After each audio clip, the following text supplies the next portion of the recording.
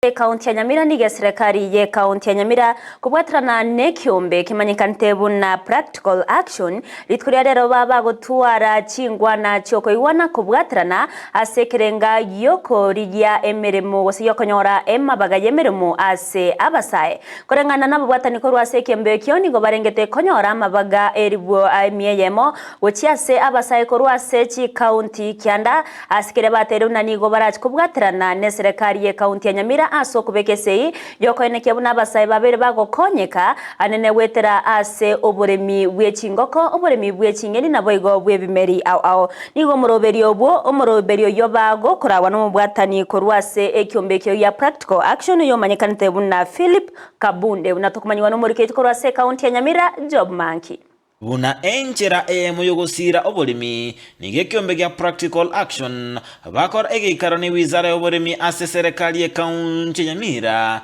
nababwatani ao ase sector eyo. Currently from the census of 2019 we have information that about 800,000 youths graduate every year from tertiary institutions, and out of that only 10 to 20% are absorbed by the government.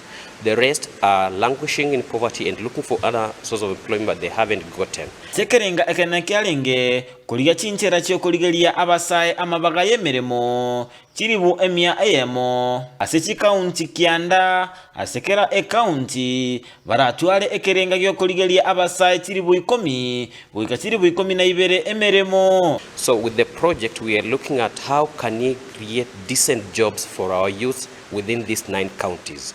The project is funded by Mastercard Foundation and it's a 5-year project. This project intends to employ 100,000 youths in 9 counties as an alternative source of employment. Wetera obolimi bw'ekinyoni kigotugwanka asomono bw'ekenyamolero poultry obosimeki bw'ebimeri bikorosya amabuta asomono bw'ekenyamolero oil crops n'ekinyeni unatoba tokwererwa na Philip Kubende kurwase kiombe gya practical action. Tomato, African leafy vegetables and oil crops. Under oil crops we are looking at crops like soybeans, groundnuts and simsim. So with the project we want to approach by using the mentorship model. And this mentorship model is a peer-to-peer extension services. Igachama kungwa balimi bagwetera noko kya kobolimo oboteka kwebimelia ase chiro chinga kichya bwango noko boro ko bokolirwa abanyagitali betugo asomono bw'ekenyamolero veterinary services asebara chikoli gichinchera chokeania amakongu ayo. Cover or limited number of extension service providers by the county and national government. So to fill this gap we have to come in and initiate the peer-to-peer extension services. 2, the challenge that we have, another one, is access to market. Most of the youth produce, but they produce in small quantities because this is related to limited access to land, and they produce small quantities where they cannot attract big market actors.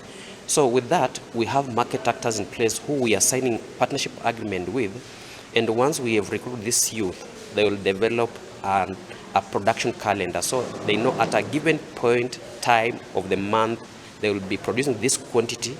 Ekerenga kenda babwate nogosira abasubati ase obolemi. Project target will be 70% of the project participants or beneficiaries should be women, and we're looking at 30% as men.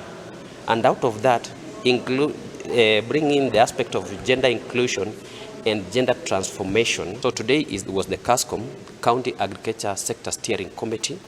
Once they give us a go-ahead, tomorrow we shall have a technical sensitization meeting, inception meeting, which will be there tomorrow.